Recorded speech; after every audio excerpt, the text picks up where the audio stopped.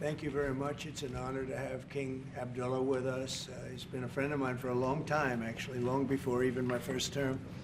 And we've had a great relationship. He's a great gentleman, a great leader, and does a fantastic job in his country. His son, we're lucky enough to have his handsome son with us today, so it's good to see you again. We've had some quick discussions just now, and we're going to have some longer discussions after this. And the relationship with Jordan has been very strong, has been with me, and really has been with the country. But I think I've been closer than other presidents to Jordan and what Jordan represents. And it's an honor to have you and your son with us today. And if you'd like to say a few words, and thank you very much. Mr. President, thank you very much for having us, and so short after your inauguration, I think just as a testament to what you said is a special relationship between our two countries and the personal relationship of friendship and trust between the two of us. Mr. President, I truly believe that with all the challenges that we have in the Middle East, that I finally see somebody that can take us across the finish line to bring stability, peace, and prosperity to all of us in the region. And it is, I think, our collective responsibility in the Middle East to continue to work with you, to support you, to achieve those lofty goals. So I'm very delighted to be here, and as you said, sir, we've got some very interesting discussions ahead. Very good, very good. Thank you very much. Mr. President, many people in the region, especially Jordan, are worried about the annexation of the West Bank. Will you give His Majesty the King guarantee that you won't allow Israel to annex the West Bank? And how are you going to I think that's going to work out very well. That's not really what we're talking about today. I think that's something that's going to work out automatically, and it's in good shape. And we discuss it, and other people have discussed it with us and with me. That's going to work out. West Bank is going to work out very well. Mr. President, why should the king take in the Palestinian people? He's made clear he doesn't want to. Well, I don't know, but he may have just something to say, because we discussed just briefly. I think maybe you want to say it now, or?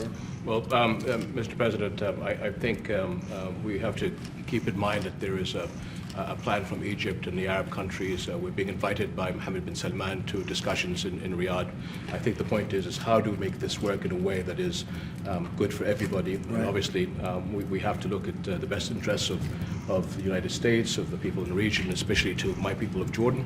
And we're going to have some interesting discussions today. I think one of the things that we can do right away is take 2,000 children that are either cancer children or in a very ill state to Jordan as quickly as possible, and then wait for, I think, the Egyptians to present their plan on how we can work with the president to work on the Gaza challenges.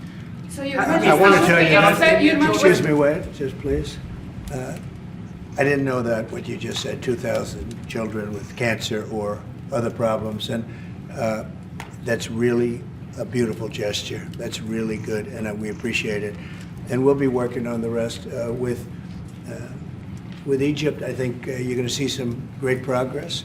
I think with Jordan, you're going to see some great progress. 3 of us, and we'll have some others helping, and we're going to have some others at a very high level helping, and the whole thing will come. It's not a complex thing to do. And with the United States being in control of that piece of land, a fairly large piece of land, you're going to have stability in the Middle East for the first time. And the Palestinians, or the people that live now in Gaza, will be living beautifully in another location. They're going to be living safely. They're not going to be killed, murdered, and having to leave every 10 years, because I've been watching this for so many years. It's nothing but trouble. Everyone's being killed. They're being robbed. It's like living in hell. And they're going to end up having a great home, great families that don't have to get mugged and killed and beaten up and harassed by Hamas and everybody else. And I know we'll be able to work something. And what you just said about the 2,000 is fantastic. It's so beautiful. It's music to my ears. But we're going to be able to work something, and I know we'll be able to work something also with I believe, not 100%, but 99%. We're going to work out something with Egypt. But Mr. President, during your election campaign, Mr. President, how is the U.S. going to own Gaza? Your White House has made clear taxpayer dollars won't be used for this. So what money are you going to use to buy Gaza? We're not going to buy anything. We're going to have it, and we're going to keep it, and we're going to make sure that there's going to be peace and there's not going to be any problem, and nobody's going to question it, and we're going to run it very properly, and eventually we'll have economic development at a very large scale, maybe the largest scale on that site, and we'll have lots of good things built there, including hotels and office buildings and housing and other things, and we'll make that site into what it should be. And the people from Gaza who wouldn't be able to be there for years, because you're talking about just to get it and prepare it and to take care of all of the problems that currently it has, as you know, tunnels, and people are in those tunnels, and you have some good people and some bad people, and you may have hostages right now. You know, you have the hostages possibly there. They don't know where they are. And, you know, I have a Saturday deadline, and I don't think they're going to make the deadline personally. I think they want to play tough guy, but we'll see how tough they are. But it's going to be a wonderful thing. It's going to be wonderful for the Middle East. I think it'll turn the Middle East. I think you're going to have peace in the Middle East. You're going to eventually have peace in the Middle East. Couldn't this deadline risk undermining the talks that you're having with the king today, and risk the kind of wider peace that you're trying to? Because we're not talking about a big situation. We're talking about something that can go very quickly. We're talking about it's going to go quickly. It's not going to take a long time, okay? That's not going to take a long time. You know bullies? You know what a bully is, right? You know the bully, I've always, and I found it throughout my life, a bully is the weakest person. And they're bullies. Hamas is bullies. The weakest people are bullies. You know that, right? All right, go ahead. Mr. President, you were saying that Palestinians will live somewhere else safe. Where exactly do you want them to live? Well, it's not where I want them to live. It's going to be where we ultimately choose as a group. And I believe we'll have a parcel of land in Jordan. I believe we'll have a parcel of land in Egypt. We may have someplace else, but I think when we finish our talks, we'll have a place where they're going to live very happily and very safely. And, you know, don't forget, they only want to be on the Gaza Strip because they don't know anything else. They've never had an alternative. And they don't want to be on the Gaza Strip, but they have no choice. They have to be.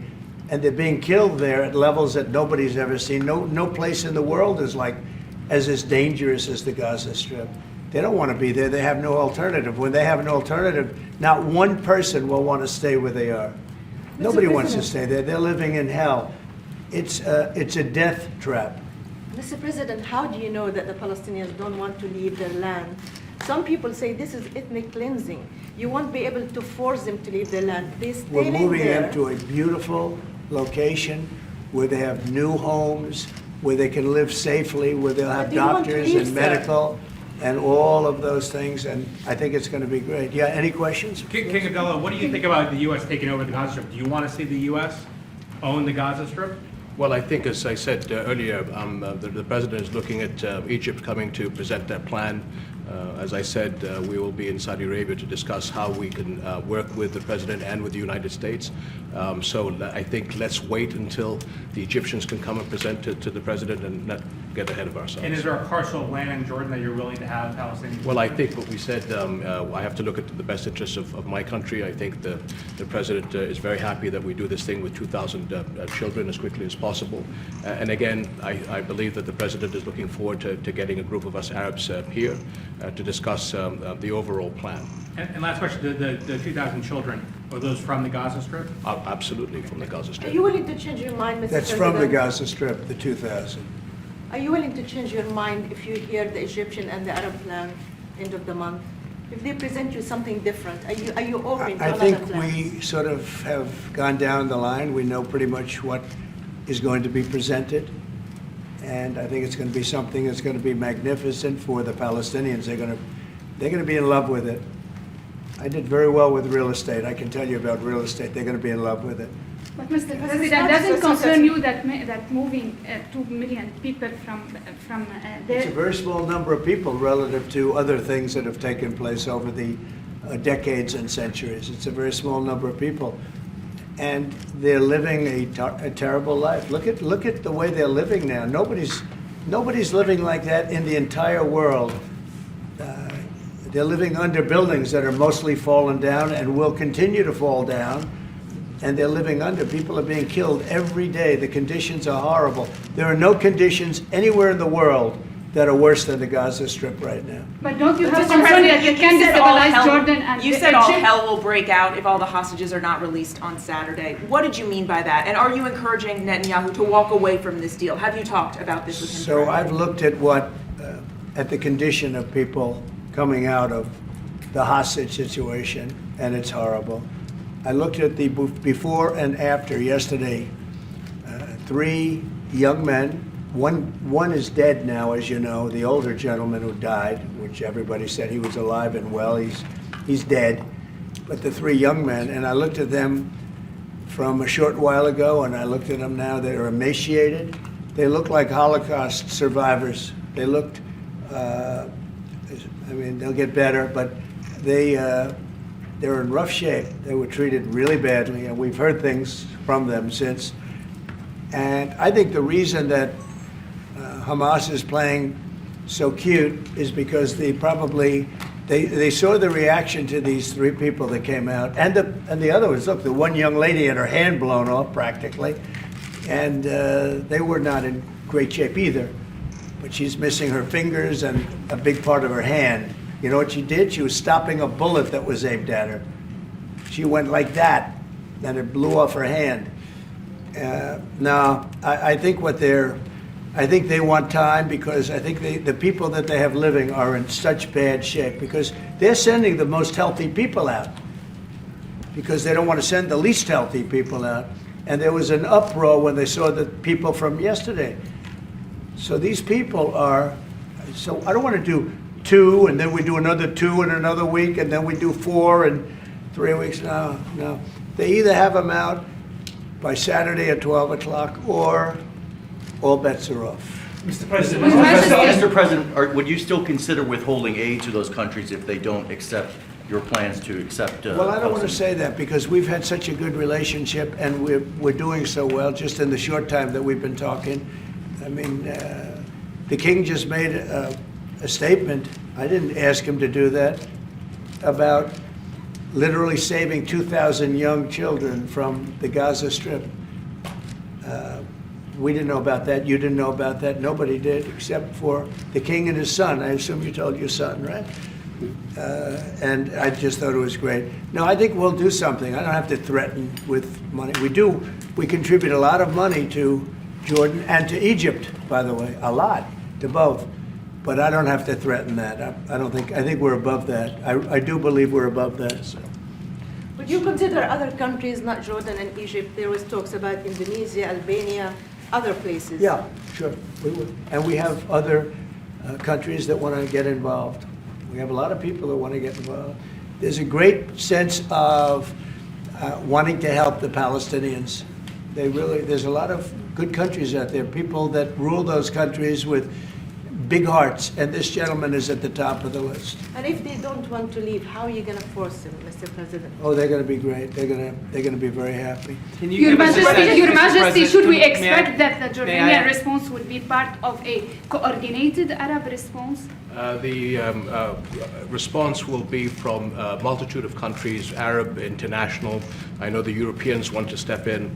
And again, we'll probably have to look to the help of the United States to make sure that COGAT, which is the clearing agency on the Israeli side, makes it as efficient as possible, because 2,000 kids, the best way to get to them is by helicopters and get them straight to our institutions. I also believe that quite a few countries would also probably like to take some of those kids and have That's them right. treated in their hospitals. So Now, we this hope to should launch have this been done. ASAP. Yes, and that's right. This should have been done by the Biden administration, but, you know, they didn't do anything. They didn't know what the hell they were doing. So this should have been done by the Biden administration. This should have never happened because October 7th would have never happened if I were president. Zero chance of happening. You wouldn't have had that whole mess where the Middle East got blown up, and you wouldn't have had Ukraine and Russia fighting. That would have never happened. And by the way, we're making good progress there, I think. I really think we're making some very good progress. Mr. President, President, you said team, are you before that putting the in charge U.S. of it? would buy Gaza, and today you just said we're not going to buy Gaza. We're not going to have to buy. We're going to have Gaza. We don't have to buy. There's nothing to buy. We will have Gaza. What does that mean? No reason to buy. There is nothing to buy. It's Gaza. It's a war-torn area. We're going to take it. We're going to hold it. We're going to cherish it. We're going to get it going eventually where a lot of jobs are going to be created for the people in the Middle East. It's going to be for the people in the Middle East, but I think it can be a diamond. It can be an absolute tremendous asset for the Middle East. And you're going to have peace. It's going to bring peace in the Middle East. Gaza, the way it is right now, every 10 years you're going to have the same thing happening. I've watched it so long, all the death and destruction of Gaza. The civilization's been wiped out in Gaza. No, it's going to be a tremendous thing. It's fronting on the sea. It's going to be a great economic development job. It's going to put people to work, a lot of people to work. And those people are all going to be from the Middle East. And just to follow up with one on that for King Abdullah, can you clarify again, sir, how do you feel about the U.S. taking Gaza, as the president said? Well, again, this is something that we, as Arabs, will be coming to the United States with something that we're going to talk about later to discuss all these options. And Mr. President, take it under what authority? It is sovereign territory. Under the U.S. authority. And Mr. President, would you seek to personally develop property in Gaza after this happens? No, I've had a great career in real estate. Mr. I don't- President, You know, when you've done what I've done in the last number of years, including the 4 years that we should have been doing something else, frankly, because people see that now for sure. But when you've done what I've done, you can just do more good for people when you're president. When you're president, we can do things. This is all things that should have been done, but actually things that shouldn't have had to be done. Gaza, absolutely, it would have been so great if the Biden administration would have started this. But actually, in all fairness to them, they should have never let it happen. It did happen, and because of the fact that they let this happen, this catastrophe of October 7th, something like this becomes practical and very real, meaning the development and all of the things that I've talked about with respect to the Gaza Strip. If you didn't have the October 7th catastrophe, and it was a horrible catastrophe, then probably you wouldn't be talking about that. But the only thing I can say is this is going to bring stability and peace to the Middle East. And ultimately, when it's developed, which will be in quite a while from now, because we want to let things calm down. But when it's developed, it's going to bring tremendous numbers of jobs to the Middle East, including the people of your country. So Mr. President, what if it does not bring peace to the Middle East? There are many Palestinians, even though you say that everything is going to be beautiful, everything is going to be lovely, they're not going to want to go back. There are going to be people who want to go back and feel like that it is their right to do that. You haven't said, will there be any type of repercussions or anything that happens? We don't think that's going to happen. We think people are going to be very happy, thrilled. A lot of those people that you're talking about are going to end up maybe living there and maybe working there, but it'll be in a different form. We have had tremendous support for this project, and we think the biggest asset of the project is going to bring peace ultimately to the Middle East. All right. Mr. President, one last question. Go ahead, behind you. And you've asked enough. Mr. President, one of your promises on the campaign trail is to bring peace to the Middle East. It was a promise to your Arab voters here. The Arab voters in the United States oppose this. What do you say to them? Well, you know, if you look at Michigan, where we have a large Arab population, as you know, I was just telling the King that we won. As you know, I won the Arab population. Now, when I started off, I wasn't leading, and when I finished, a few months later, we started campaigning in Michigan. And when I finished, we won it by a tremendous amount, by 30 points. And my relationship with the Arab population has been fantastic, and my relationship with the Middle East is very good with all the countries, just about all the countries. Let's see, I would say all the countries. And they all want to do something, and they want to see peace in the Middle East. All the stories you hear about the Middle East not really wanting peace, that they want war, they want this, they want to go a certain place. Let me tell you, those stories are false. They want to have peace. I know them all very well. They want to have peace. They want to have a good life like other people. And this will be a big factor in bringing peace to the Middle East. Thank you very much, everybody. All right, guys. Thank you, guys. Let's go, press. Guys, let's go. Press, let's go. Thank you. Come on, guys, quickly, please. Thank you. Guys, let's go. Come on, quickly. We're moving off this way. Thank you, guys. Thanks, guys.